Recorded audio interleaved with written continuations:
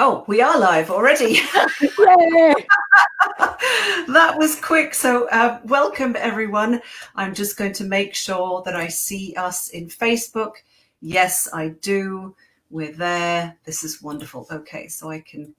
Sorry about that. Okay, so good evening, everyone, and welcome to First Chapter Fun, a very special edition of First Chapter Fun. For those of you who are regular viewers, you'll know that I am Hannah Mary McKinnon, and that with my partner in crime, fictional crime, Hank Philippi Ryan, and I, we read on First Chapter Fun twice a week, every Tuesday and every Thursday at 11:30 a.m. Eastern Time. While it's Thursday, it is clearly not 11:30, it is 8 o'clock p.m. Eastern, and today we decided to have some professionals give us some advice and tell us everything we're doing wrong with all of our bumbling around with the reading of a couple of pages. So we have Lauren Ezzo. Hello, Lauren. Hello. Thank you so much for having me. This is the highlight of my week, truly. That's sad. That's really scary. That is scary. It's sweet, I know. Absolute pleasure. And we are expecting Alex Wyndham to join us any second now. And once we do, we'll let him in. I guess we should. Yes, we really should. We will do that. So I'll keep my eye. If my eye is flicked down to the bottom of the screen, is to make sure that he's not waving madly, going, let me in, and I haven't spotted him. So a couple of one housekeeping thing. We do see comments on the right-hand side of our screens because we're streaming from StreamYard, but we can't see who is leaving the comments. Some people we do, some people we don't. It's a little bit weird. We just see Facebook users. So if you do write us a lovely comment, that's fantastic. Thank you. Could you just pop your name there at the end? That would be absolutely great. So we know. I see in someone's comment, they say, Lauren, our world's colliding. Hello. And then, who is that? We don't know who that is. So that could be just anybody. So do put your name, if you will, on your comment, or else we won't know who it is. And you know what I think, Hannah? I think we can't respond when they leave a comment. So we'll have to come back and look later and respond to them. Absolutely, we will do that for sure. But do start if you have questions for Lauren, and then subsequently Alex, please do type them in, and we'll do our very best to make sure we get through all of them. But first, we should introduce you, Lauren, formally, really, shouldn't we? So why don't we start with that? And I printed this out, and I printed it in rather large fonts, so I don't have to put my glasses on, which is excellent. Mine are currently on my footstool. You're in good company. Okay. Excellent. All right. So Lauren Ezzo. Lauren is a Chicago-based Audie-nominated audiobook narrator and commercial voice talent. She has narrated over 200 titles, boys and girls, 200, including Sister Dear, which published on Tuesday. She has narrated these for major industry publishers. Her accolades include Audiophile, SLJ and Paste magazine Best of Year lists, several YA/LSA nominations, and several Earphones Awards. She specializes in YA, that's young adult, romance and thriller titles. She's a big fan of trying new foods, making new friends, and reading old books. Welcome, Lauren. Thank you so much. So pleased you could be here tonight. So let's kick off with a couple of questions, Hank. You know, it's interesting. We were talking in the green room before this came on, and Lauren, we had said that if Alex doesn't show up, we'll just tell people that Lauren does Alex's voice, and she can just do that. He could just do that. And again, the people who are showing up on Facebook, this is so fabulous to see you all. But again, we can't, if you don't leave your name, we don't know who you are. So hi from Neenah, Wisconsin. Hi, I know who you are, but please leave your name. Carla, I can see. So, and we can't respond to you by clicking. So we know you're there and we're watching you. So anyway, I was saying, Lauren, when you were a little girl, you know, I don't remember thinking that there was a thing you could do that would be to do a voice. Did you do voices when you were little? Talk about your sort of growth in this, how you got where you are. That would imply some degree of maturity. I don't know that I did voices per se when I was a little kid, but I'll tell you what I did do is I was constantly reading all the time. That is what I got in trouble for. That was my vice. I still can hear my mother, the exact tone of "put the book down" at the dinner table was my sort of cross to bear. And from a young age, I think I was about 6, and had a little too much energy. I was doing, local theater and plays and sort of acting. And so those dovetailed fairly well. And when I went to school, um, didn't seem obvious at the time. It wasn't a conscious really choice I made, but I said, well, I'll major in English and I'll take 1 or 2 classes in the theater department and so that turned into a double major. And really ended up quite nicely. I graduated, and I had a friend who went to work for an audiobook publishing company, Brilliance Audio, and she said, they're auditioning for new narrators. We had graduated. I had a theater and an English degree. And so I was saying yes to sort of anything that came my way. Also did not know, about the world of audiobooks. And so I went and auditioned, and I've been working ever since. I've been very lucky. But that's so interesting, because I had thought, oh, she was probably an actor before, and then the voiceover work, maybe she did commercials or something like that came. But back and we're seeing someone who says, Maggie Smith says, she's looking for an audio narrator. So here is a job offer for you. So when you were a kid, though, and reading so avidly and voraciously, maybe I'm making this too romantic, but did you hear the voices of the characters in your head? Tell about that. You did. Yeah.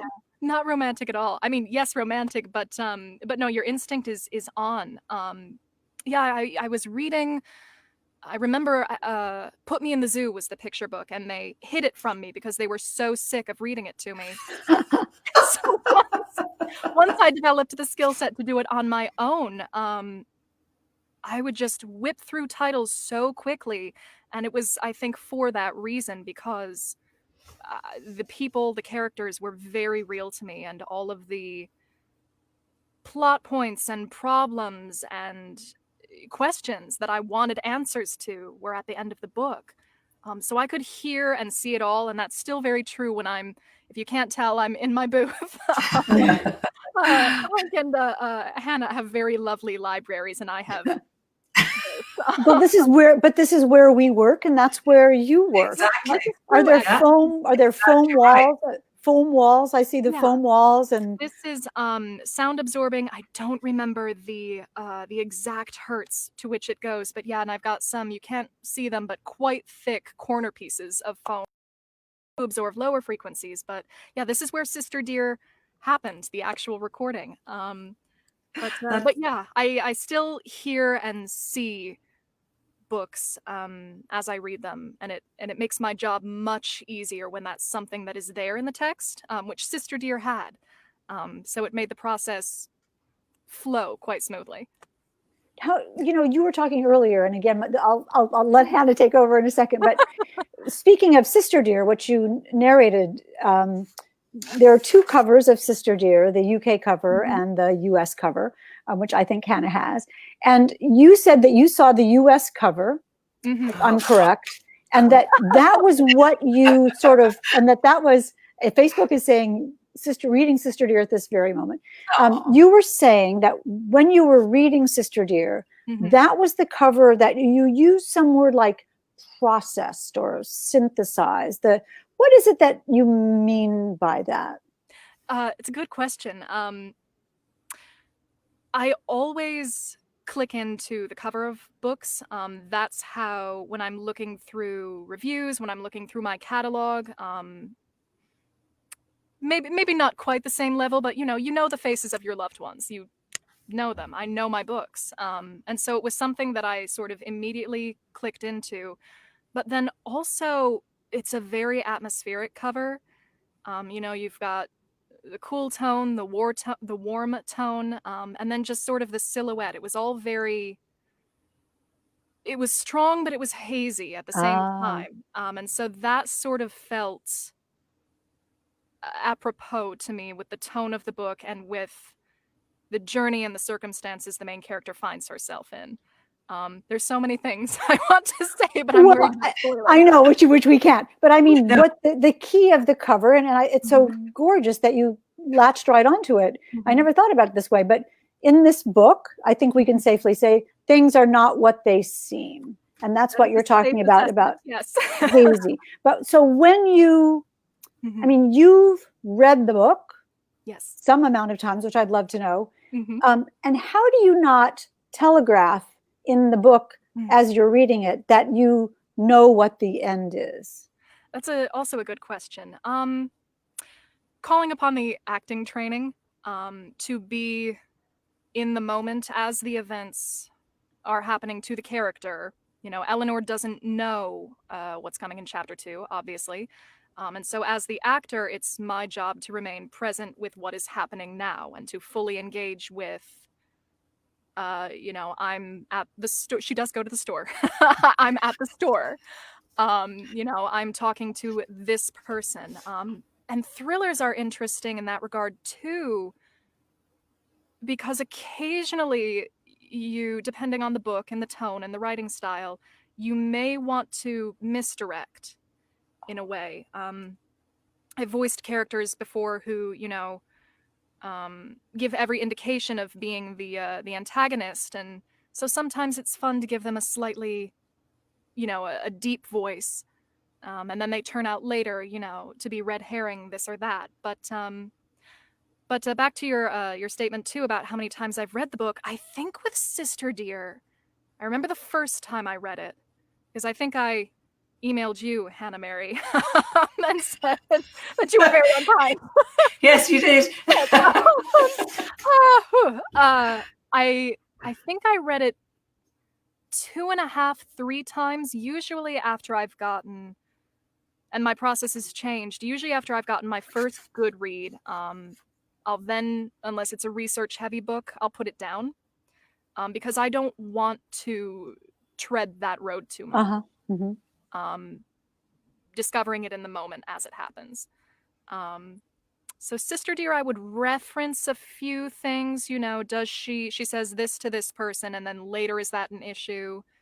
No, and then kind of get back in my timeline. That's fascinating, that the whole talk us through I mean, when we do first chapter fun, it's a couple of pages, and we print them out and we read them and practice them and dabble with a few voices, you know, that kind of thing. But can you tell us the process when you receive a novel, whatever the genre, and you have to prep that? How big is your highlighter collection? First of all, I need to know, because you must have, I don't know, 100 different colors. But how do you go about that? How does that? Because it's not just a couple of pages; it's 300 and however many. Yeah. So can you tell? I'm fascinated. I need to know. And also, one of the questions is how long it takes to record a book. Oh, to record the book. So usually, I actually just finished a title that was fairly research heavy, so I'll just use that one as an example.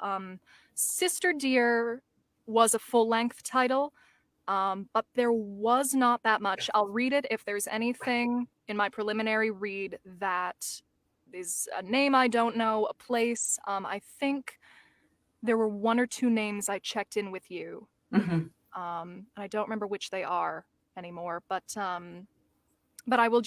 do all my prep, all my reading on my iPad. So I have a program that lets me do sort of virtual highlighting, underlining. So the comment button is for come back to this later, and I'll write, you know, a little note, town, place name. The highlighting is for this is a new character, and it's always obnoxious yellow. This is a person you should pay attention to. She first appears on page 10. Underlining is for emphasis, if I want to illustrate a point. And then the little bookmark button is for this is a significant plot point. This is something to be aware of. This is a major theme, what have you.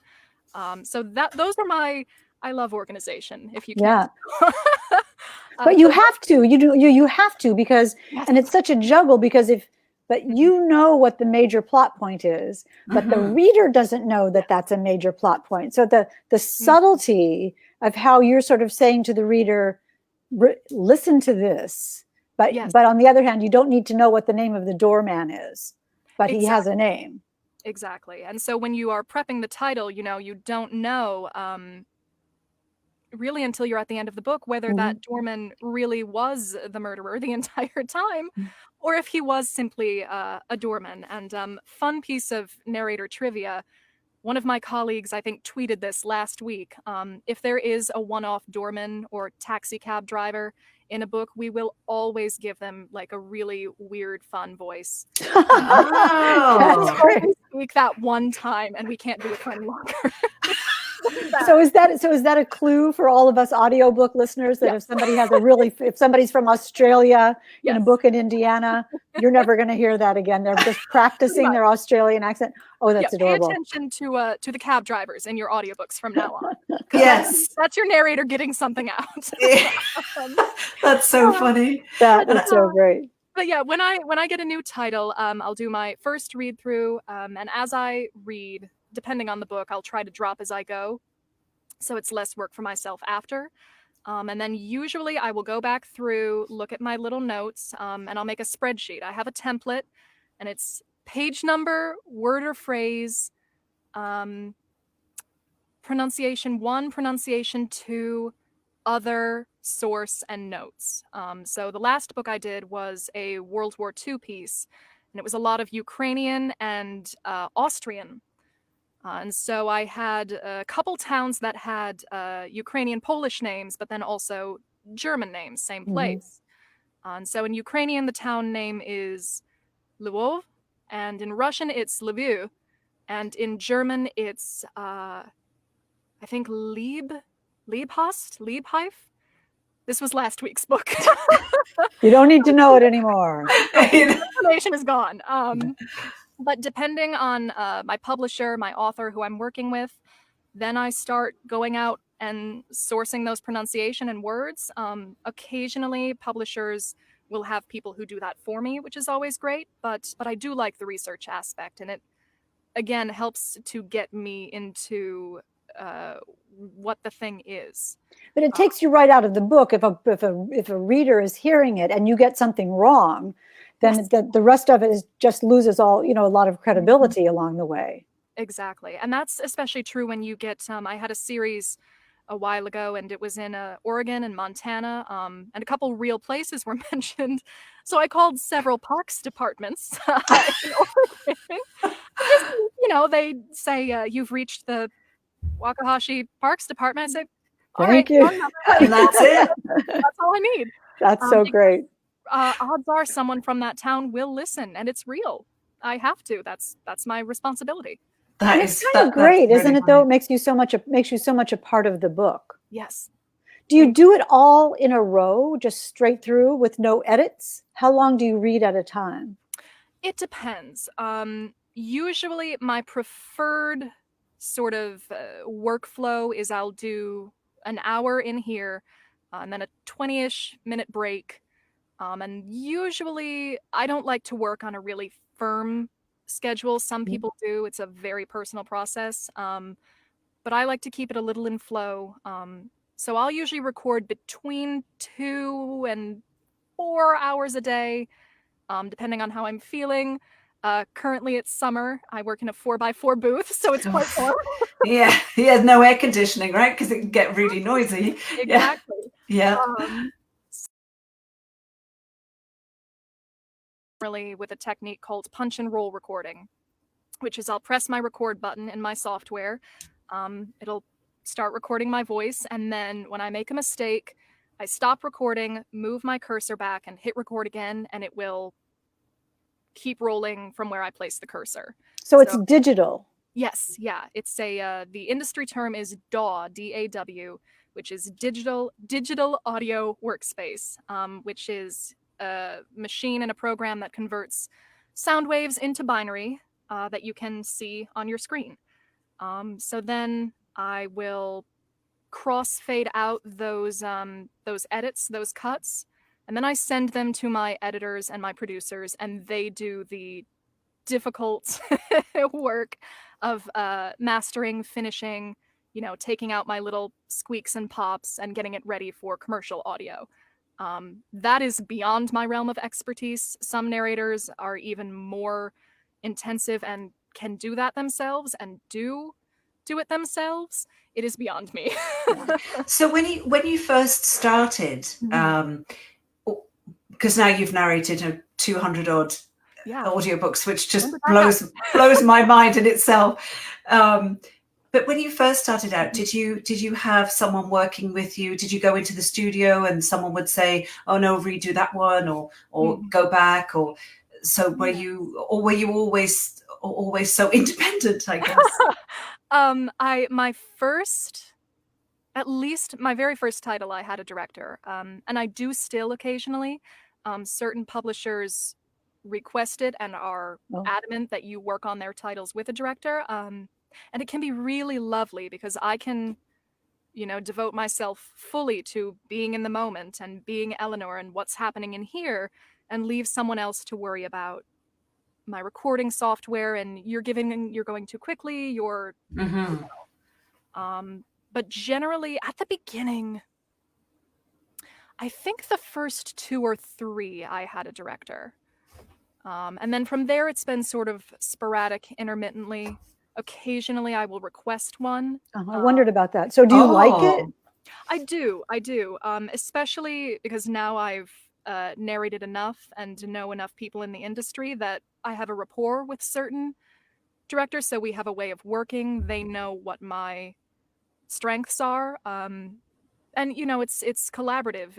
I am an actor foremost, so that's what I'm used to. But yeah, the safety and knowing someone else has an ear on it, and being able to tell a story to someone.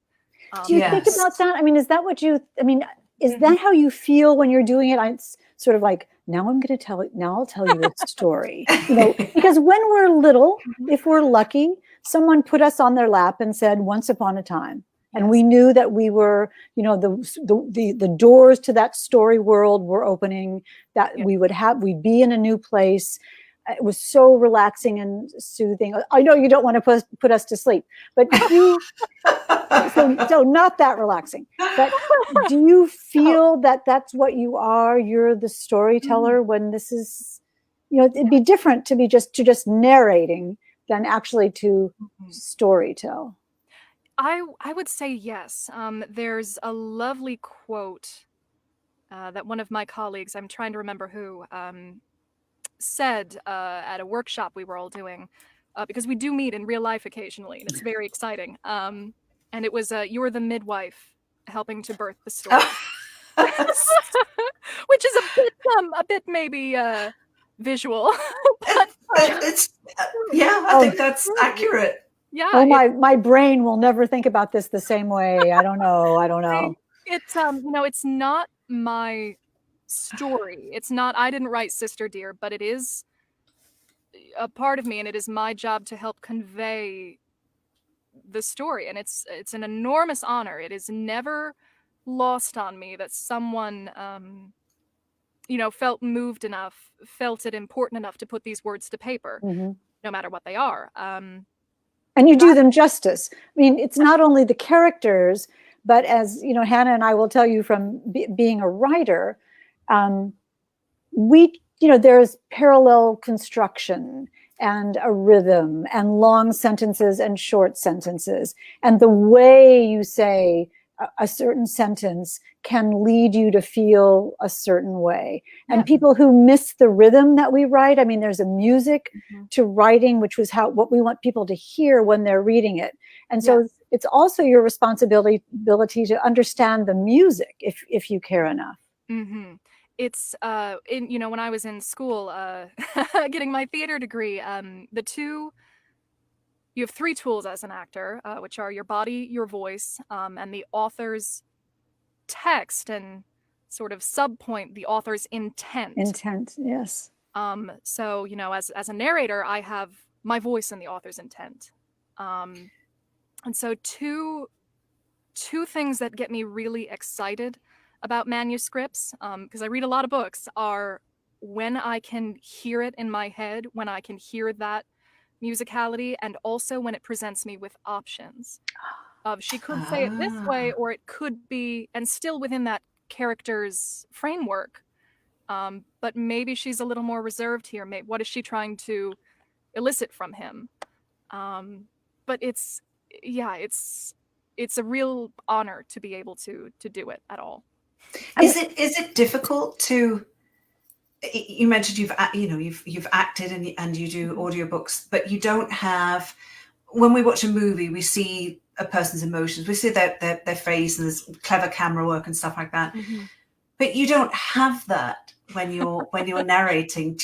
How hard is that to convey the emotions that the author is trying to convey through words, and then you need to speak them? Is that very, very different and harder than if you're acting? It can be, only in the sense that you have one less tool. If I'm this far from you, we're gonna hit or we're gonna kiss. Those are the only two options. So how do I convey that tension with just my voice? So it can be difficult. But again, if I can hear it, I can see it. And if I can see it and just tell you what I'm seeing, you will hear it too. I don't know. Eleanor meets someone in the book, and their scenes were quite fun. Her neighbor, the hot neighbor. The hot neighbor. Okay, good. We can say the hot neighbor. Yeah. There's a very hot neighbor. Their scenes were fun because they had a lot of that tension. But then too, we've all talked to a hot neighbor. We've all talked to someone we found more attractive when we felt we had less power. And we all know how that sounds and how that feels. So it's just conveying that. And that helps, or it helps me to do that by getting physical. So a lot of time, you see that I talk with my hands. So a lot of times that is happening in here for and all sorts of weird shapes. And I was doing a lot of yelling earlier. Somebody on Facebook was asking, and this is wonderful, even though there's digital tech involved, the fundamental ingredient is a talented person who can convey emotions with their voice. But this person, who I don't know who is, says, Lauren, do you find it difficult to do male voices? And I'd love to talk about that too, because a woman doing a male voice can be sort of a little over the edge, or it can just be different. How do you deal with that? It depends on book to book for me. More, maybe more, I don't want to say detailed, but it's the word that's coming to me. Books where characters are more strictly defined. Occasionally you will have a narrative that's more stream of conscious, a little more esoteric sort of. And those are the ones where I try to winnow my voice. My range will be narrower for that. What does that mean? What does that mean? There won't be as much differentiation between the character voices. Normally my vocal range is here to here. And so say if it's, a stream of conscious piece, I'll give myself this much to use. Here are the limits of this book. If it's a YA fantasy, say, where I've got whales and giants and dragons and demons, then I'm going to need a lot more of this, and it will stand up to that material. So for male voices, and it's an interesting question too, because men performing female voices is a little less, it's scrutinized a little less than females performing male voices. Yes. Yeah. Yes, it is. And you can attribute that to what you will. But for male voices, I personally will, like for the males in this book, I dropped it a little lower and put a little bit of gravel in, depending on the age of the character. And then I just, again, visualize the character. I know what they look like, so I know what they sound like. And then I can kind of feel where I've put it. You know, it's not here, it's here. And he's never going to go higher than this register, this note, this octave. But how do you remember that? I was just going to ask that. How, if you don't see the character for 50 pages, do you remember that you gave him or her this particular? How? If I don't see them for 50 pages, it does occasionally get tenuous.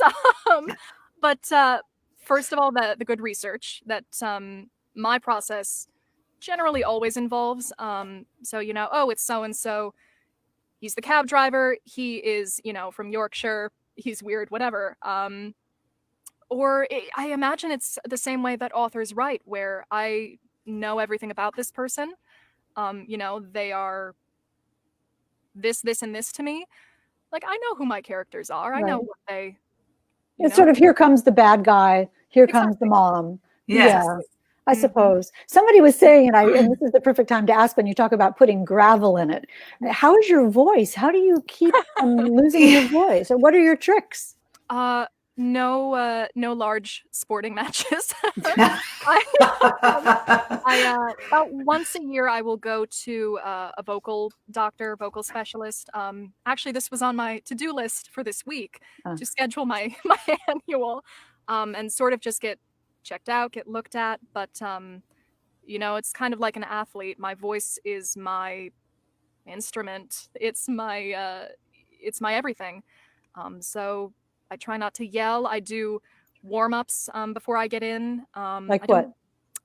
Usually, oh boy, I should have grabbed it. I've got a little metal necklace, and it's a little straw. It looks like a coffee stirrer, and I will hum through it. We need one of those, Hank. It looks and sounds ridiculous. And occasionally I will stay in hotels if I travel to studios. And so my poor neighbors have to hear me going, you know, it's nothing raises your confidence more. But it's called straw phonation. I'll do that. I drink a lot of water. Yeah, a lot of water. Room temperature water, cold water, hot water? Room temperature, good question. Room temperature or hot. Cold can sometimes constrict things. You know, you want to keep your voice as calm and nice and happy as possible. I have a couple vocal sprays that I'll use if I'm getting really tight, if it's like allergy season, or just if it's been a long day. I'm trying to think of any like fun... Cough drops are a no, because menthol, again. Oh, really? Squeeze things, or at least for me. There are like little, you know, tips and tricks for singers and vocalists and actors. There's a whole section of Amazon that's just sort of those goodies that I spend too much money on.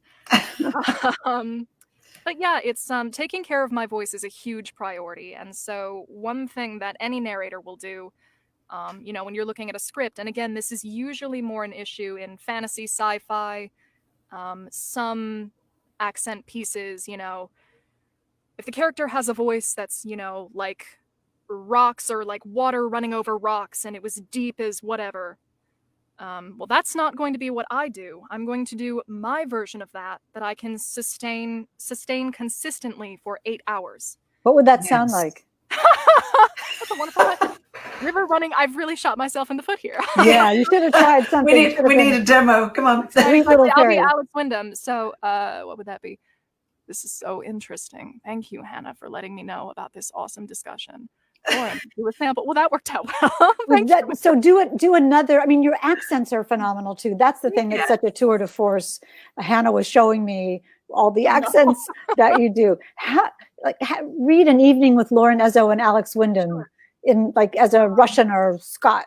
Sure. An Evening with Lauren Ezzo and Alex Wyndham would be in Russian, and then if I did it in Scottish, switching them off is sometimes difficult. An Evening with Lauren Ezzo and Alex Wyndham would be in Scottish then. But yeah, having a ear for accents is quite helpful. There must be tricks for doing Scot and doing Russian. Again, though, everybody is just enthralled with the sort of nimbleness of what you do? Do you cut them? Somebody is asking, and I think this is interesting too. Do you do it in a row, or do you do all the Russian voices and then do all the American voices? That'd be impossible. Yeah.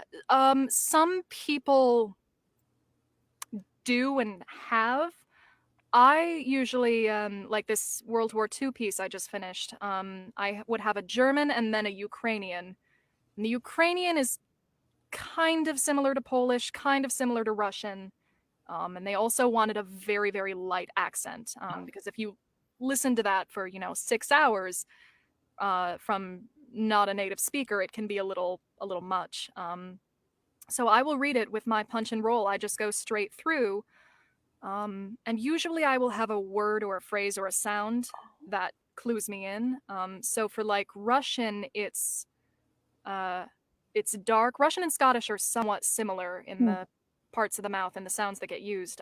It's that L. Alex is sort of a flipped L. And for Scottish, it's the TH sound. So I'll say some words with TH, like Thursday, thunder, through, or that you have to bite your lip to do. We have Alex who's just joined. Sorry to cut you off. What? Hey, you made it! Wow. Way to make an entrance, Alex. Yeah, inadvertently, suddenly. Yeah. Right. So we've just been talking about you this whole time. Yes. Oh, God. And Lauren has been imitating you. Oh, really? Yeah. Very Dreadful. No, What a dreadful idea. Not at all. Not at all. Yeah. Welcome. Fantastic. You're in your studio. I was thinking of doing that actually myself, but then my Wi-Fi signal wasn't good enough. So yeah, but good one. It's a neutral space. You know what I mean? You don't have any sort of embarrassing things you have to frame out in the background. Oh, I want to see. But, No, this is where my desktop and my headphones are. So this was the spot du jour. good. So how are you doing, Alex?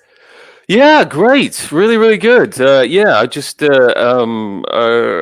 wrapped recording for the day on a really, really difficult title because it's all US accents. It's all Southern and it's all and it's in the 1800s and there's a new character every 2 pages and you're like, I don't know what to do.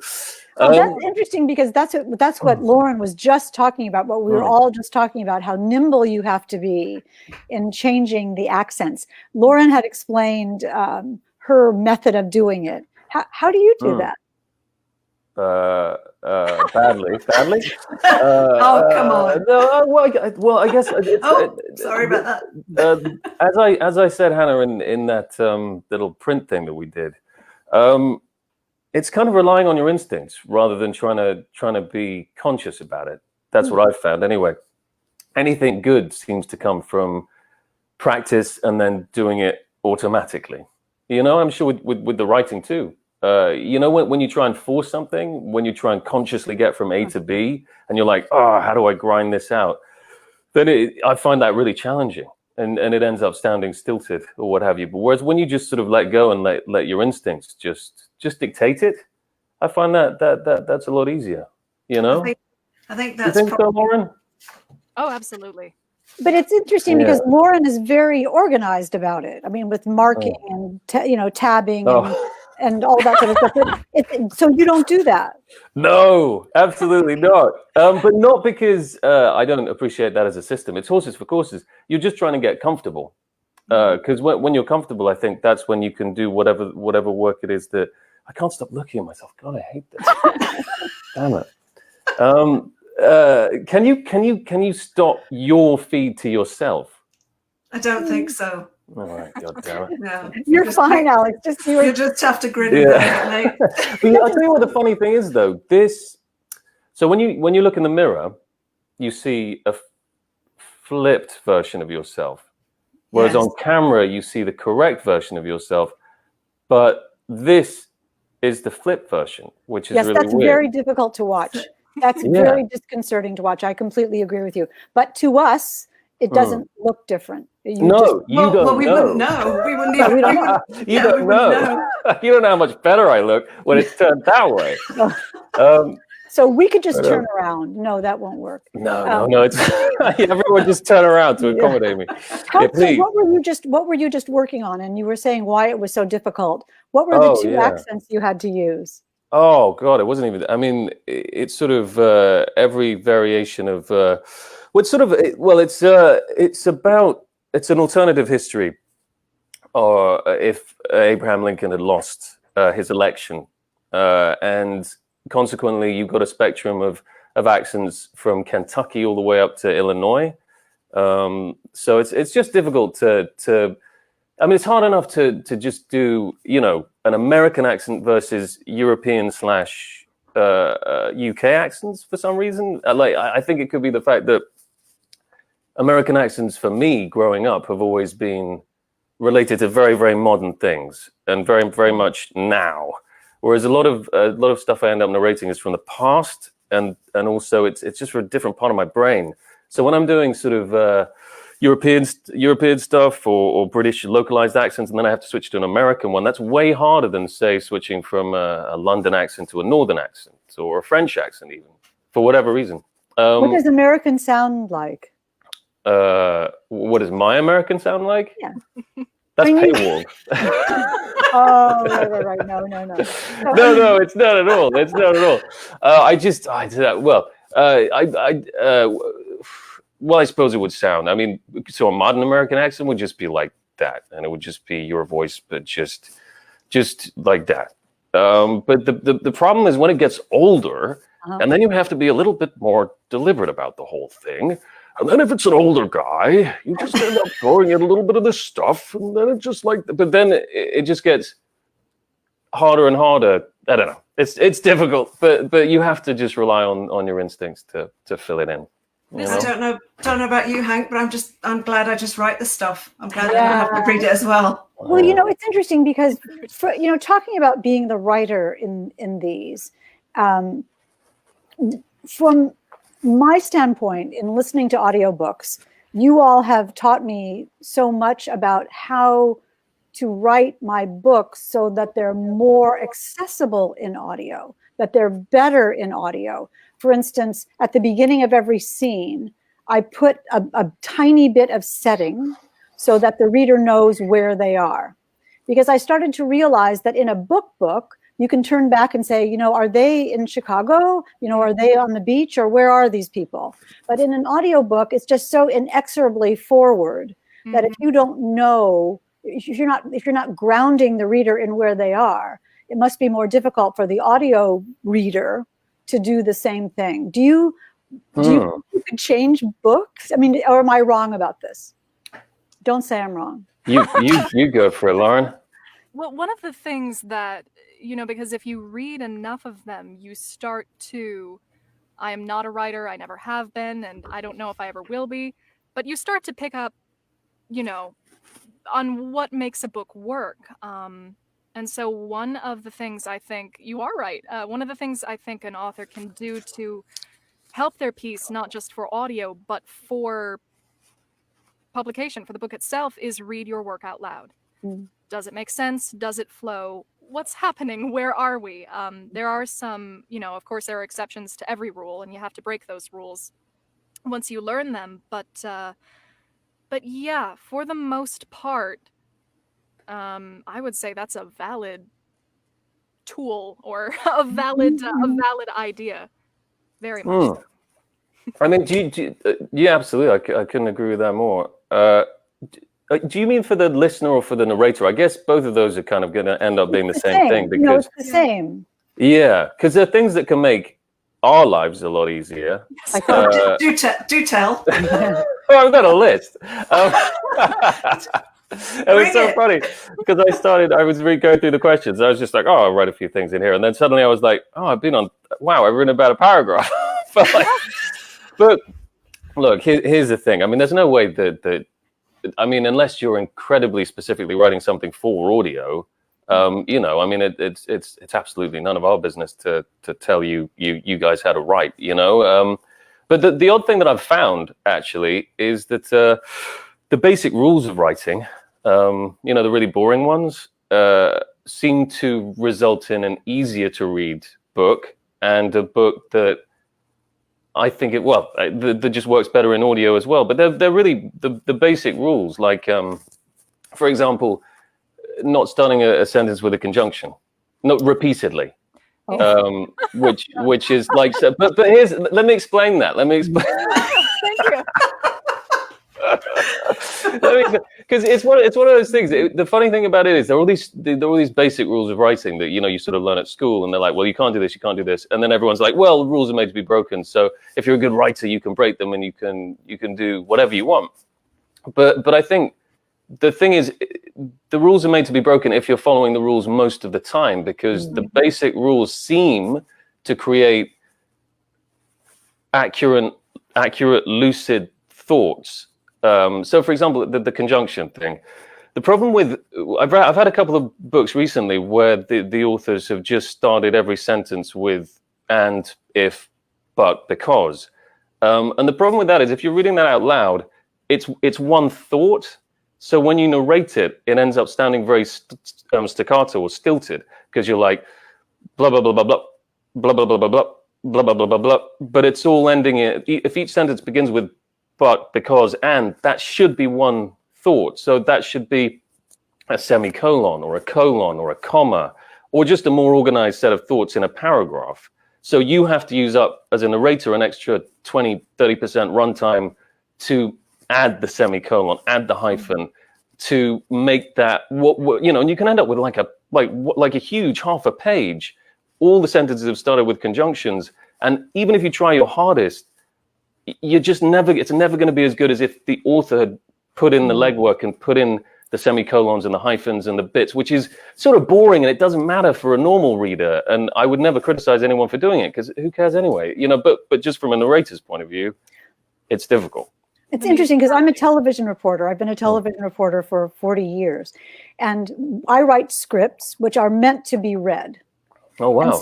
And so sometimes someone else, like a producer, will write a paragraph of a script and say, what about it? What if we do it this way? And I'll read it out loud and I'll say, I can't say that. It doesn't sound like someone would really say that. But if we do it logically, somebody would say this. And I think that might be what you're talking about. It's a flow and a naturalness. I saw Lauren nodding like crazy when you were talking. Yeah. The musicality again of how people speak when they're talking and when they're thinking, because when you read a book, you are doing the rhythm in your head. You know how it sounds. Yes. And I'm just thinking now of the titles I've had where all the sentences start with and it's yes. It's always an inhalation. It's always a and, which you first stop the process of the thought, but then also disrupts your flow of breath, which then all of the train cars kind of get crunched together. A full stop is an end of a thought. Yes. So it sounds old-fashioned, but no, I hear it helps me. I was supposed to say today, she wishes her unwanted guests would stay away. And I said, can we just make that different somehow? There are too many S's, and I can't say the S's in a row. And I have to articulate so carefully in order to say this that it won't sound like a real person talking, which you would only know if you had to say it out loud. Mm-hmm. Yeah, I mean, I suppose there's also the distinction between dialogue and what do you call not dialogue? Exposition. Exposition, narrative, blank verse. The other stuff. Because obviously writing dialogue, I mean, that's a huge talent to be able to write good dialogue. And obviously, if you're an author, I guess you're not.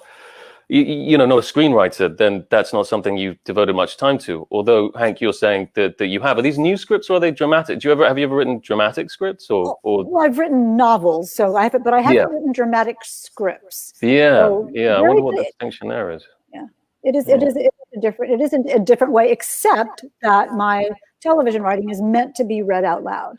So you would not believe the lack of punctuation. There are a lot of dashes. Yeah. Because it's how people talk.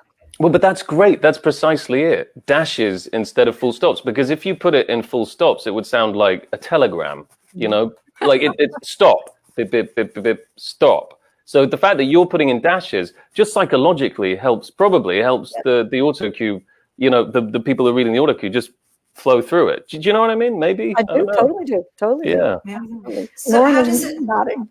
How does it work with that you see new trends and people put in emails or tweets or podcasts into their novels?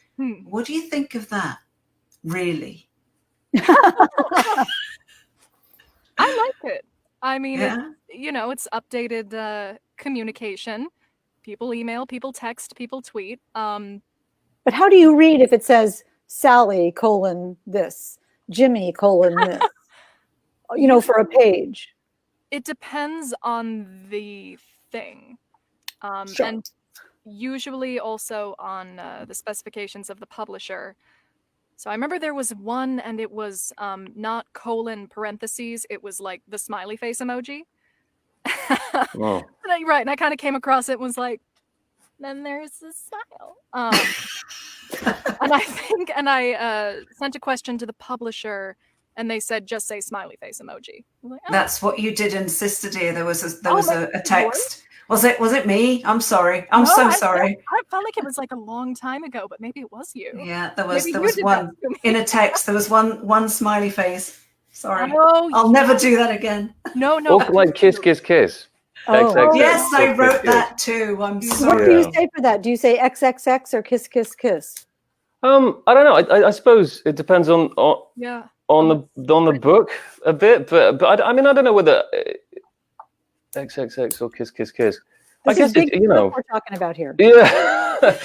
I mean, I would probably say it doesn't really matter, to be honest, provided because it's all part of a cultural vernacular, right? So it's all something that we're dealing with every day. So I guess if it feels right, then but it's obviously it is an entirely. This would be the first time, it's very rarely that these things are read out loud. Kiss, kiss, kiss, XXX. I don't know. Maybe either if it was intimate or needed to be intimate or needed to represent some kind of affection, then you should say kiss. But if it was just random, you should say X. Case by case. I think that's the best way to approach anything, Very wise. Do you think about us?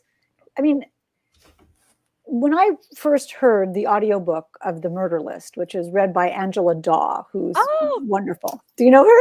I was at her house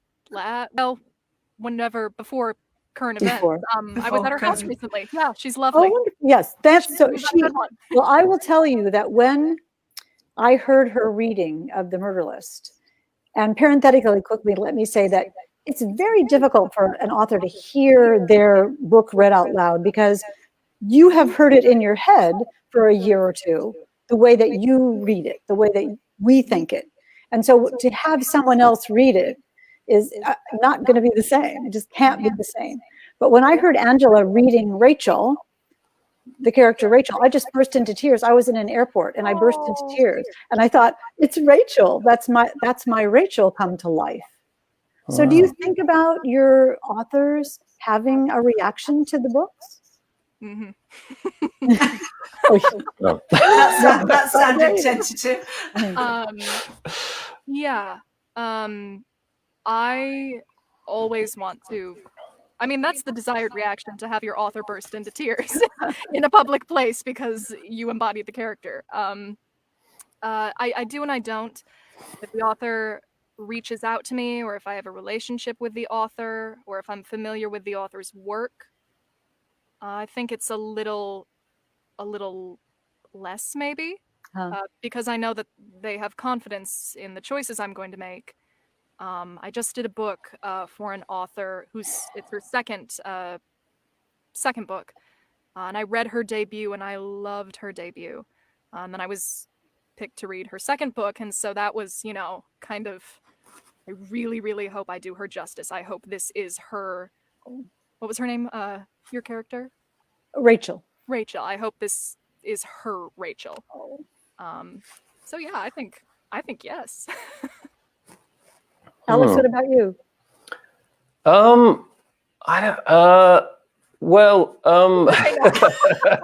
We get it. well, I mean, yes and no, I suppose. I really want to do a good job, and I really want to listen, and I really want to be mouth shut, ears open, and try and understand the world of the book and the story. But at the same time, I think it's important that there's a sort of a separation, and you do what you can do to what there is, and then you do your job. You know, once you've listened as much as you can, and once you've bounced back a few ideas, because I think it's, you know, and at that point, possibly not thinking about what anyone else thinks for the duration of the project really, for me, works better. Because then I do all my, you know, all the development work that I want to do, I'll do outside of it and talk to people and, you know, do deep dives on Audible, the horrible things people have said about what I've done, and read the good things as well, and just sort of try and pick out what I've got to do better and how I've got to change, and then, like I said, in the preparation for a book, really engage with the author and try and just get it right, get the voices right. But then just that sort of sacrosanct space, I just really want to be able to do my job as best I can, which really is being as unself-conscious as I can. And if I start thinking about how this is going to land or who's going to listen to it, it just harshes my buzz, you know. Well, it stops me being able to engage with my talent as talent, you know, my whatever it is that I do as readily if I'm monitoring it. Yeah. So you actually go and read the reviews then? Oh God. Do you really? No, not often, but sometimes I have to. Like, I feel like, because I've been having a big redo on a lot of levels recently. I've just upgraded my audio.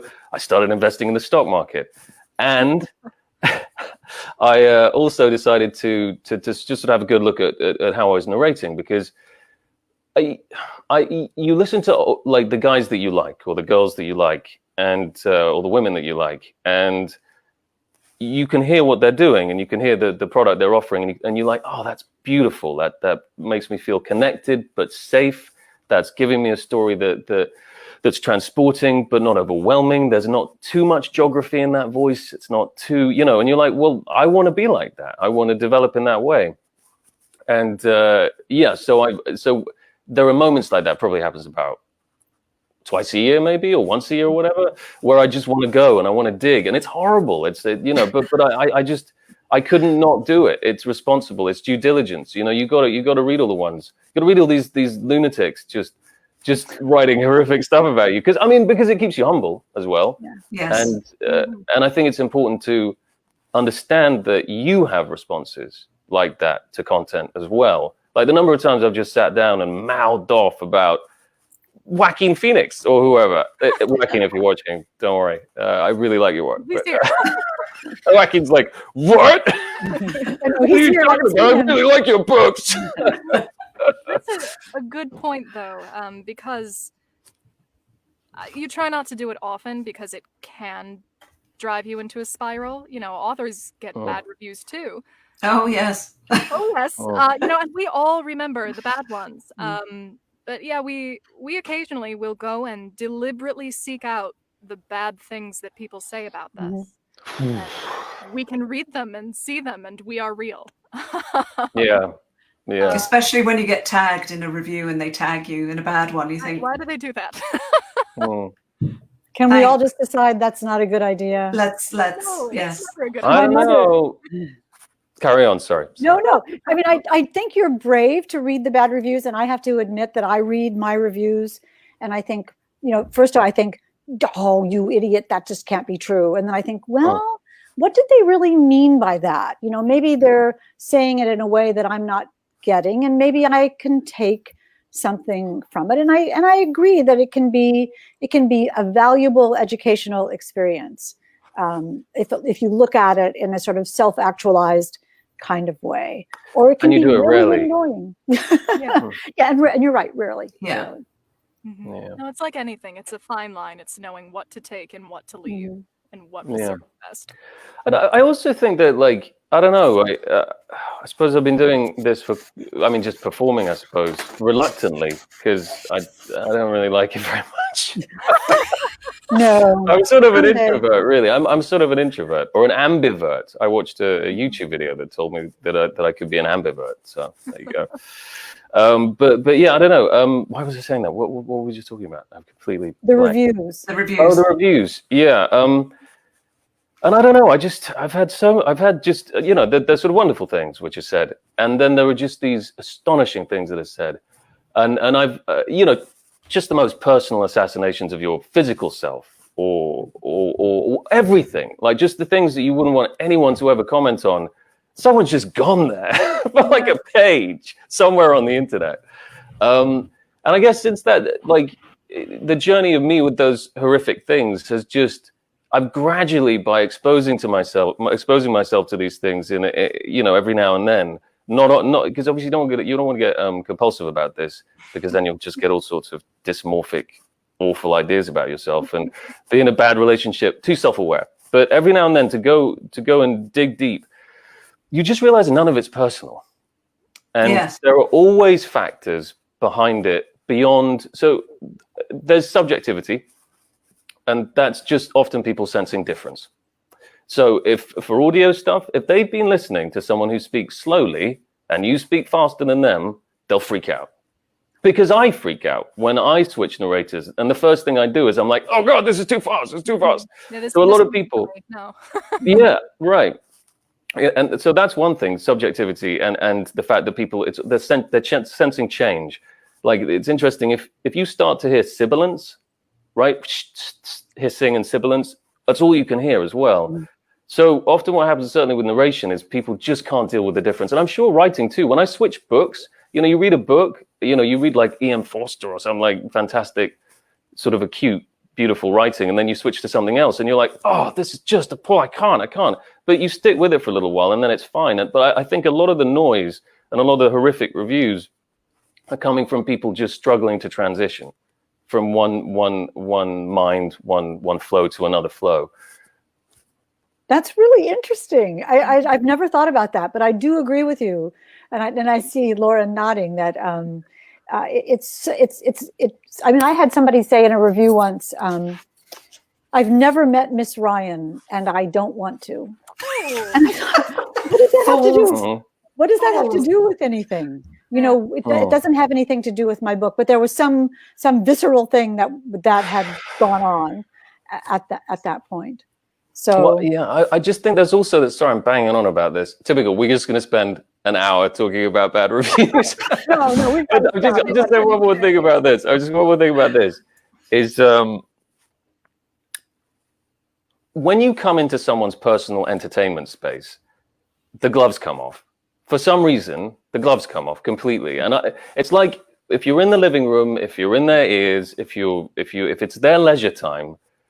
For whatever reason, the gloves are off. You know what I mean? And people just go for it. And the thing is, I do too. Like, I'm like, what is this bullshit? This nonsense. Did you see what wardrobe did in that thing? What the? Like, God, are these people idiots? Like, I go there. I feel these feelings myself, and I articulate them. I rage out on something. I have these absurd opinions. And what is it about that? I suppose it's because it's like, this is my free time. I may have spent money on this. I don't have much free time. I've let you into my world. Mm-hmm. And is there something, what is it about the act of trying to entertain someone that leaves you more open to criticism? What is that? Well, we're all as entertainers and, performers, and we all are. And Noelle is saying, don't take it personally, of course. Is that we want to please people. We want to entertain people. Our job is to tell people a story, whether it's out loud or whether it's, as Hannah and I do, typing the story. We want to take someone away. And it is personal. It is what you do. So, but I love the idea, Lauren, too, that you were talking earlier about that. This is like almost a gift that your talent gave you to be able to tell a story. Yeah, I think, on the one end, it's, because that's a great point that Alex made too. You can't have anyone else's voice or opinion in your head when it's time to record. And it's just you and the book and your, all the work you've done. That was all to lay the foundation so you can just sort of go. But yeah, then too, to create is a very vulnerable thing, but then to receive also, when I start a new book and it's pretty much across the board, it's, always, no, I'm not gonna like this. I'm not in the mood for this. I don't, because you have to let it in and let it settle and, have the exchange and become part of the world, which, invites some vulnerability. But yeah, it's still at the end of the day, a gift to be able to do it. So Hannah, I think we are, we've just been going on and on and on. And our wonderful listeners may have real lives to go. Yes, we have been. Yes, no, we have talked a lot longer than, well, a little bit longer than we thought. We do still have a couple of questions if we want to take. Oh, was I late? Yes. Oh my God, I'm so sorry. I thought. Yes. Is it the time? I think I miscalculated the time difference. Yes, you were Oh almost. my God. That's okay. Can I apologize hugely? I literally, because I'm in California, I literally just miscalculated it by an hour. I am so sorry, guys. I literally had no idea. I thought we were just warming up. Can I just tell you something really fast? Session that's gone smoothly. Oh my God, I'm so sorry. Can I just tell you something really Huge fast? apologies. I will tell you this, I promise, very quickly. Once I was doing a story and I was delayed, and I was supposed to do something. I was supposed to call the vet actually at 7:00, and it turned out to be 7:15 when I got out of the story. And I thought, oh my goodness, I missed calling the vet. It's 7:15, and then I thought, my boyfriend's in California, and it's only 4:15 there, so he could call. And then I thought, no. That is also what I would have done. Hannah, I'm so sorry. I'm so sorry. What an idiot. We thought maybe, you've been delayed or there was some technical issue. I was just sitting around being like, well, I guess I'm ready now. Oh, God. Oh, well. Huge That's apologies, all right. everyone. Well, that's all right. I didn't even get to read your bio or anything. So that's read the bio. Read the bio. You want to read the bio? Should I read the bio at the end? Yeah, I'm going to do it. I'm going to do it now. Okay. Okay, so this is Alex Wyndham, ladies and gentlemen, an Oxford University and Royal Academy of Dramatic Art graduate. Alex has starred in several BBC and HBO shows, including the Emmy-winning Little Dorrit and Rome, and in various films and BBC4 radio plays. He has voiced everything from Apple iPad campaigns to fertilizer instructions, which I must hear at some point, because that must be so cool, and provided voice and motion capture performances for numerous AAA video games. Since he started narrating audiobooks a few years ago, including Nate's chapters in The Neighbours and Her Secret Son in its entirety, which you can't find on Audible because all of my books have been wiped since launch week for Sister Dear, but whatever. He hasn't stopped building a wide-ranging body of work for major publishers and producers. So... yeah, so we still got the intro in at the end. Oh my God! Wow, I had lots of things to talk about too. Well, I hadn't even talked about a fleshy nub. That's one thing I wanted to talk about. What now? It was for the question about what you were finding funny in your narration. Yes, that was one. That was the question. One of it was what's the funniest thing that has happened when you were narrating? Oh, go on. We have to do that. We have to hear this. Yes, we have to hear. Is this an adult? Is this an adult chat? Is it? Is it children or just... It's 9 o'clock here. It's Watershed, so should be all right. Keep it clean. Keep it reasonable. Don't do anything. It's impossible to keep it clean. Wait, what? No, you say what? That you'll regret. How about that? I do have a sizzle reel or a blooper reel. Do you really? I do. Which I'll link to you, and then you can do some damage with it as you will. Which is maybe like PG-13. But one of my favorites was one time I was in studio. I don't even remember what the book was, but I was kind of like in a headspace, talking. And then I heard this weird noise that it was like cats. And what it was the fire alarm that had gone off in the middle of the recording, which is actually on there too. You can just hear me blah, blah, blah talking. And all of a sudden there's this caterwauling in the background. And so we all had to go outside and, wait around, and they said, okay, you can come back in. And we went back in and kept reading, but it took me out for a second. As they do. Kind of a weird moment. I've got to tell you about the fleshy nub. Yeah, go back I knew you would. We need to know. Come on. Look, I don't need to go into specifics, but suffice it to say, I think it's incredibly difficult to write sex in books. I think it really is, because I think there's just something that defies easy description. Because maybe it's because we've all, there's such a taboo around it, just societally, that it's overwhelming when you start to read it. And specifically, like, descriptions of the act, the act itself, physically.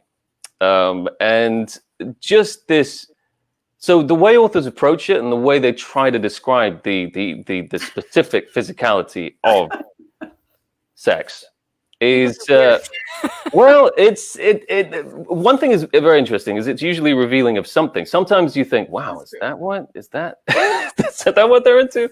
That's amazing. But the thing that, exactly, well, you just don't know, do you? Because you're drawing on kidding. But suffice it to say, it's basically, I came across the phrase fleshy nub in 4 separate books. No. In the last 8 months. That's yeah, right. And so by the 4th time I was like, oh, I just couldn't say it. And sometimes when you're narrating and you're cracking up, you can hear it in your voice and you're like, oh, I can't, because obviously sex has to be so sincere and you have to give it so much sincerity, because otherwise it just becomes comical. But the fact that, like, fleshy nub just came up so often, I'm going to write that in just for you. In next year's book. I will write it in.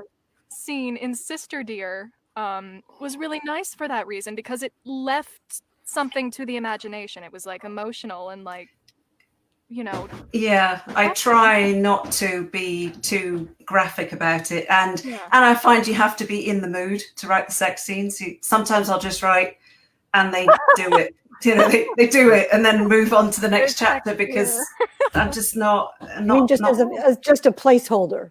Yes. Not that you leave that in the book. No, that would be weird. Thinking as I was recording somewhere in the back of my mind, like, oh, this is nice. Like, this is a nice. Oh, well done. Yeah. Well, and to be fair, Lewis was hot, as we said earlier. So what can I say? Exactly. I mean, which is at least 60%. Yes, that certainly helped. So let me see. Hank, you ask a question while I just run through. Okay. Well, it's interesting because I'm thinking about as a listener. Do you call them listeners or readers? Both. Listeners, probably. One of the first times I listened to an audiobook, I thought, oh my goodness, talk faster, like you're talking so slowly. And then I realized that in an audiobook, the reader, the person who's reading the book, can't see the words. And so they're looking at nothing, or they may be washing the dishes, or they may be driving. And so in order to give their brains time to focus and envision it, you can't talk fast. I'm a fast talker, as you can hear, and my characters speak very quickly. They're businesslike, and reporters, and investigators and lawyers. So they're going to speak quickly. A lot of them do. But what do you have to hold yourself down from? Instead of saying Jane Ryland walked into the room and said, it's Jane Ryland walked into the room and looked at the, it's a different way of saying something. Well, I think that some of the best narrators that I like talk quickly but leave space.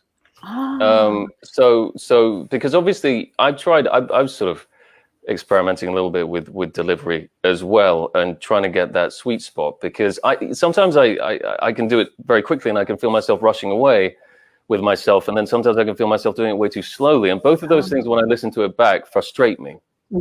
Because one, I'm just like, I can't stop, it's too fast, nothing's landing, and then the other one is like, oh Jesus Christ, we got all, so I guess there is a sweet spot probably. And I think these wonderful old narrators like older narrators. In fact, I'm not going to say old and then name them. Old-fashioned. I specifically like, for me, I specifically like these older male narrators who've been around for a while, and they just have this fantastic delivery and all this time on the ball. So, but they speak normally, so they'll speak quite quickly when they do it, and then just bump, give it a beat. So you can see the sunset, you can see the action, you can feel the beats that are necessary. And I think that just comes from a lot of experience and being able to relax, right? And I think it sort of solves the pacing problem too, once you've got that much experience. And I think I might have cracked the code this time. I mean, I'm still at the bottom of a freaking mountain. These guys have been doing it for years and they're so damn good at it. But I think I kind of figured out what they were doing. But which is? I don't know if we got time. Are we chasing the end now? Where are we? Well, we still have lots of people watching, so. Oh, okay, great. All right, fine. So basically, then this would be interesting, maybe for you, Hank, just in terms of an actor's or performer's interaction with text. Newsreaders have a delivery. Well, you tell me, right? Because you actually you do this absolutely every day, all the time. So, but in the UK, I've always been fascinated by newsreaders' delivery, because BBC newsreaders will deliver the text in a certain way, and they'll have a preset set of cadences which allow them to deliver the news to you in this way. And obviously, when you're reading an auto cue, right, you have to have that preset set of cadences, because you're reading it fresh and it's new news, and you're not necessarily sure what's going on, right? Is that correct? Is that how it works? Often. Right. So, yeah. Go ahead. But anyway, yes, you're all right. So keep talking, because it's fascinating. Well, so there's this preset tonality and this musicality, which always has made me laugh, because specifically when they have to do a gear change and they have to talk about the panda in the zoo, and they're like, very, very serious things, and then there's a panda in the zoo, and the tone doesn't quite fit the panda, but they try, and their face like tenses up. But anyway, there's also the same thing with audiobook narration, and I think it's like a scaffolding that you can apply to the text that can give you this space and allow you then to be creative from that scaffolding. And it's something I've literally just been working on. So and I don't know whether I'm right or not. I'm just trying this out. What does that mean, though? See what Lauren thinks about the scaffolding theory. How would that work? That makes some sense to me. Who does Game of Thrones? Is it George Goodall? No, it's some older guy. No, it's Roy Patrice. That's it. Yeah, right, Rory. Yeah, exactly. Yeah.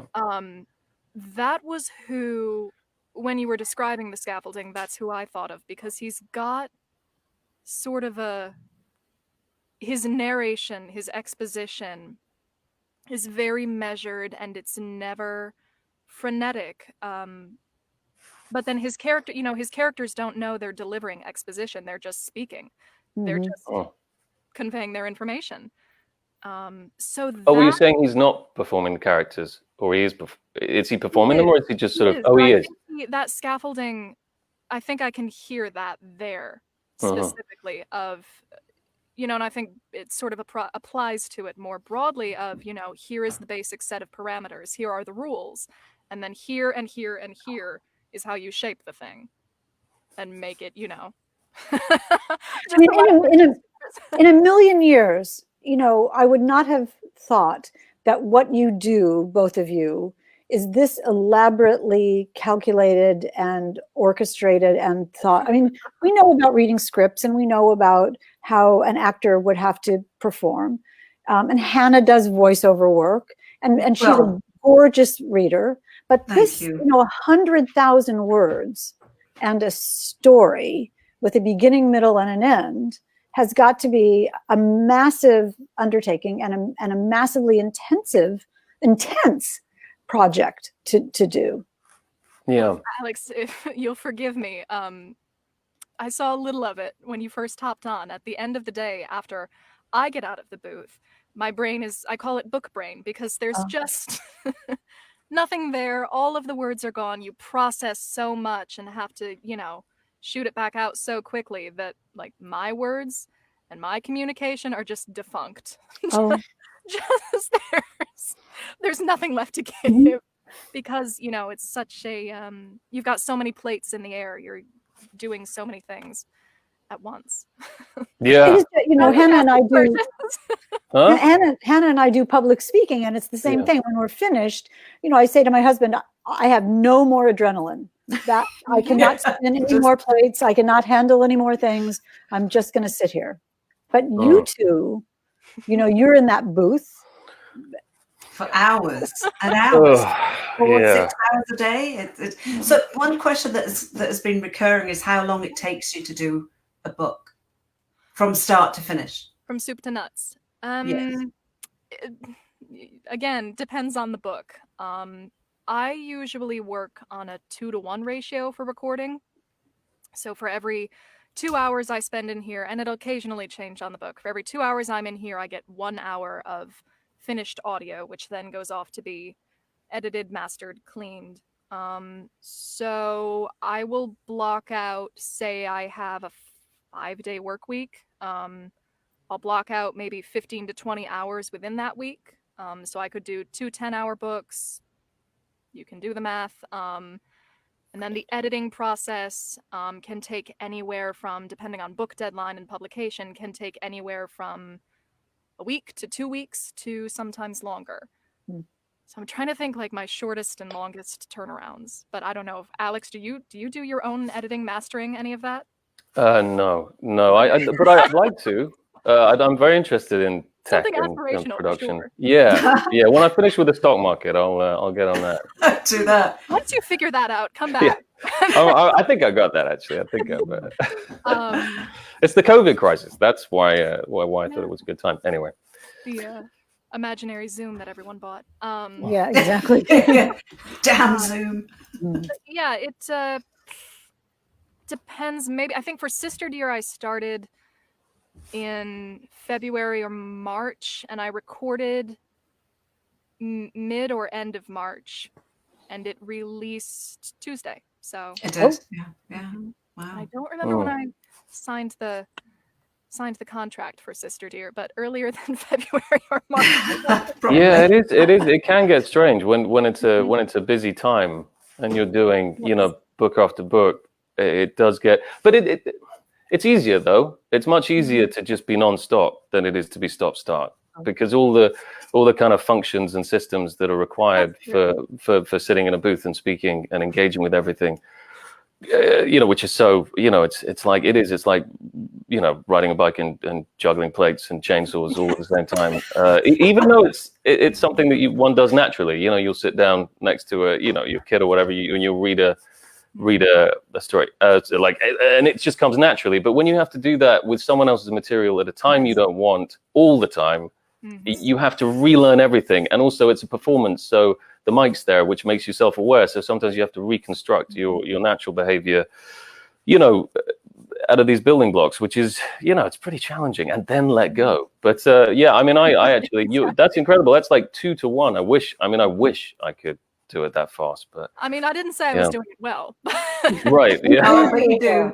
We can say that you do it well. We will say that on but both of you. Just as a thought though, but back to what we were talking about with the scaffolding and what people like to have in their ears. One of the other reasons I was going in the direction of this scaffolding and these older narrators who do it so well is the fact that I feel like I went on this jaunt to try and give so much to the narration because I came from an acting background, so I was trying to perform everything. I was trying to have the closest my emotional experience could be to what was going on in the text, which is exactly what you want to be doing for a script and for a TV show or a movie or something like that. You need that to be completely real, and then it'll read on camera and people will go on the journey with you. But in a book, when you do that, it's overwhelming for you and the listener sometimes. Like I think if you've got a long action scene or a long emotionally intense scene and you're spending the whole goddamn time delivering it like this, and you're starting to whisper and you're just getting too intense, like it's too much. It's too much for the listener, I think, sometimes over a long period of time. And I think that's why I'm trying to do this sort of so it's just changing the angle. It's not performance as in screen acting. It's another kind of performance. The way I always think about it is, you guys who are writing the book, that's ultimately the voice. That's ultimately the voice of the book. And that is, the events have already happened. You're safe. We're all safe, right? So I guess if you're tapping into that voice, that's the best representation of where the story should be told from, right? Yeah, that's so interesting, because it is over. There is the last page is already there. So it's going to be suspenseful, but it's not going to be, you're not going to die. So, yeah, exactly. Right. You know, so there Exactly. is a level that you don't pass. That is so instructive. That is so educational. Well, I mean, I wish I'd figured it out a couple of books back, but it's taken me this long. And I didn't even know whether, now I have to have a limiter. And that was one of the things that I thought, like a limiter to stop myself trying to perform this stuff, to stop myself trying to go crazy. Although Lauren was saying earlier, and I think it's relevant too, that when you are in the book, in the midst on chapter 5, the main character doesn't know that they're not going to die. So, absolutely. But then, so that's the switch. So I was performing the characters and I was performing the narrative. So that was the problem. So the characters, 100% give it everything. And that's as live and as real a performance as I can give. But then you just have to do this complete switch into this different voice, which is very fun. It's very fun. Well, and two, there's a difference.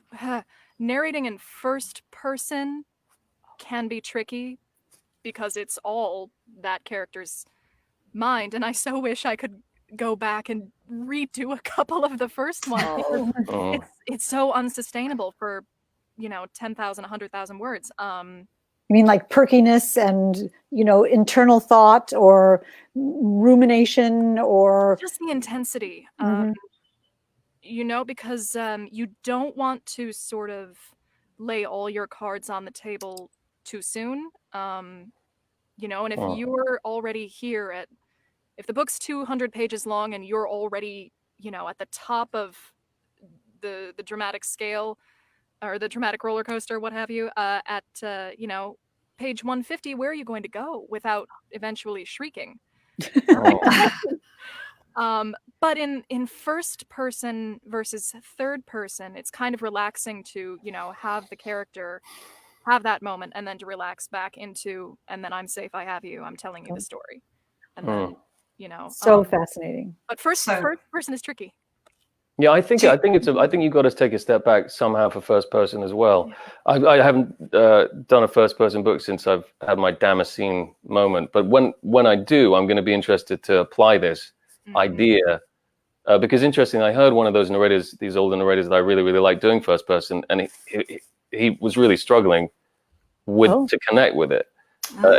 Which was really interesting because obviously he had this fantastic older delivery where he would just do this thing, and then it was like I'm walking down the street, and it was all just, it didn't quite go. So I'm interested to see how that'll work. But I'm pretty sure that I'm going to just try and stay as present and give as much, but just from that different angle, and just try and really tell it from it having already happened. And I think that'll allow everyone to relax and absorb the information better. It's just fascinating because I think each medium, it just has a different set of requirements. And I think if you listen to the people who've been doing it for a long time and you listen to the best people, then you kind of, you're like, oh, okay. So that's what this is. This is people do just want, a story around the fireside. I think, I don't know, I don't know. No, definitely so. Yeah. If it's overperformed, like you said, it becomes just too much and tiring to listen to. I think, and no doubt tiring to do as well. So before we close, because we have, we've done an hour and a half. We've still got so much to talk about. I do have three questions. Oh dear. Do you finish narrating one book before starting another? That was from Carla. And have you ever refused a book? And then the last question I'll save because then otherwise you might not remember, or I might not remember. Yes. Yes to which one? Yeah. So when I am in here recording, I will finish recording a book. I don't, and I'll take it through chapter 5 and then hop on to the romance. Just because it gets too messy, I sound different, stay with one thing, but I will then maybe in the morning, if I'm recording at night, or in the night, vice versa, I will be prepping and reading the upcoming. I have my docket of, once the thriller is done, then I move on to the space opera, and then they all fall down. Wow. And What did you do at the same time? yeah. No, I don't think. I don't think I'm not fast enough. Unfortunately, I hope to be. I hope to be able to get my hourly output out more comprehensively, and hopefully the scaffolding thing will help. But no, I just don't have the time. I can't do that, especially if I've got to do castings and what have you as well. That really messes with things, because it's a completely different thing, and it's so stressful going to a casting studio, like coming from an audiobook narration environment where you're so safe and you're in your pajamas, and then suddenly you're in Studio City and you're completely exposed and you're doing some crazy performance in front of people who, are busy. Let's just say that. So I think until, I can make that shift, the most I could possibly do, just creatively, just wrap my head around is one book at a time, I think. But I aspire to be able to do more. I really do. I really do. Yeah. And have you refused a book ever? Or are you not allowed to say? No. Or do you prefer not to say? No, and you don't have to say what it was, obviously. I'm just trying to remember if there has been. Nothing is coming to mind. I don't think so. Usually when narrators refuse books, it's either occasionally the schedule doesn't work. Can you give me a week longer on the deadline? No. Well, then I've already got 3 books in that month. I can't do another. Or it's something to do with, content or sensitive material, which is why many narrators will use pseudonyms to record that material. Really? Yes. And occasionally you'll have more than one. For example, I started narrating and told all my wonderful friends who I love so much, and they said, "What is it?" And I said, "It's a romance novel." And they said, "Is it?" And I said, "Yeah." "Yeah, it is." And then they all immediately wanted to know the title so they could all listen to it. And so that was done under a pseudonym, and no one knows what it is. Oh, funny. So that it cannot be played at any of our reunions. And my grandmother doesn't know. But that's so interesting, because writing under a pseudonym is one thing, but you both have very distinct voices. So if somebody hears this book narrated by somebody else, aren't they? I would be able to. I hope I would be able to pick both of your voices out. But they do. But they have to find it first, I suppose. Yes, they have to. You just hope you get the listener who is considerate, who knows why you've chosen to narrate it under a pseudonym, and that they then do not. Some narrators are very explicit and public with their pseudonyms. Yes, I am so-and-so, and she has these books coming out. And some narrators do not publicize. And so I've had that happen before. A listener will slide in and say, "Hey, did you read da-da-da?" And I'll sort of have to say, "I cannot comment, but I'm glad you enjoyed it. Here is the pseudonym policy. Please be discreet." And of course, they read the book. So, yeah, hey. Right. Exactly. And most people are very, very considerate about that sort of thing. Or at least aren't on, social media about it. What about you, Alex? Have you turned books down? Yeah. I guess if the funny thing is, I suppose with other types of acting, there is very much a kind of like, look, if it's an ethnic minority, or if it's a sexual, a specific sexual proclivity or whatever, then they want to cast that person, and all the breakdowns you get are specifically say that we are open to casting, to whatever this role is. So if you're black, it should be played by a black person. If you're gay, it should be a gay person. with audiobooks, it's a little bit different because, you know, you're playing all these damn roles anyway. Do you know what I mean? Yeah. But I think there have been a few instances just where I've sort of gone, well, that should be somebody. That shouldn't be me. I'm a private school kid. I'm just, you know, that's just wrong. Like, I'm just a snooty little idiot. I mean, by that, I mean a snooty little idiot, not a, you know, anything else. No, so you're saying that it would be sort of disrespectful to pretend to be fill in the blank, and it should be someone. Yeah, I mean, it's a line. It's a funny line. It is. Yeah. I mean, I think definitely that is, you know, from a socio-political point of view. Yeah, I think it is disrespectful. I think with audiobooks, it's more of a gray area because everyone does everything anyway, and it would be kind of, you know, I don't think, you know, that it's as necessary anyway. It's just a voice. But there is also the sense that sometimes it's like, well, that's a whole realm of experience that, you know, that I'm not connected to.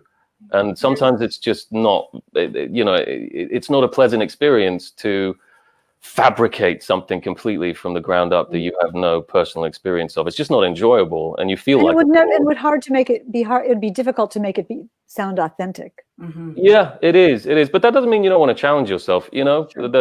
This book right now, you know, is it's all Americans. It's like, you know, but I'm really enjoying the challenge, and I'm really enjoying. Because they talk so funny. Right. Yeah, you guys. What's wrong with you?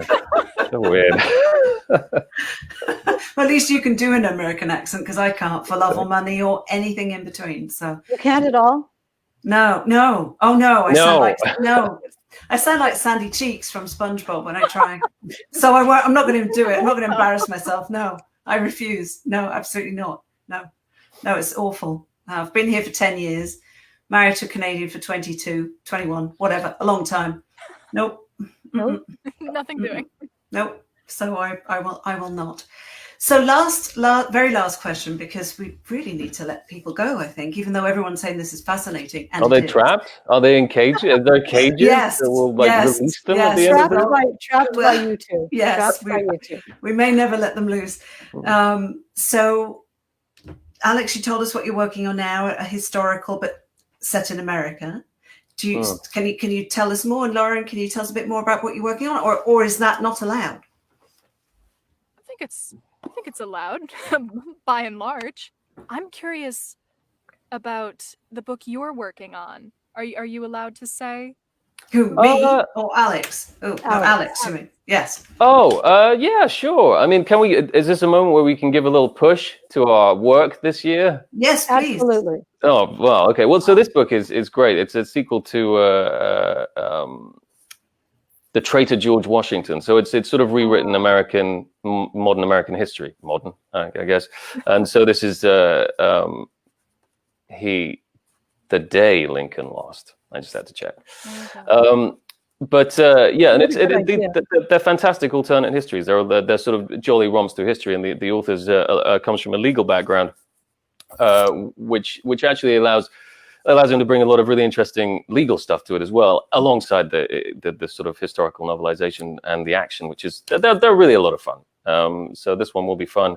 I've done some really interesting stuff this year. What have I done now? He says, I did my first classic, so I'd never done a classic before. Well, what was it? So I did Jude the Obscure, which felt appropriate.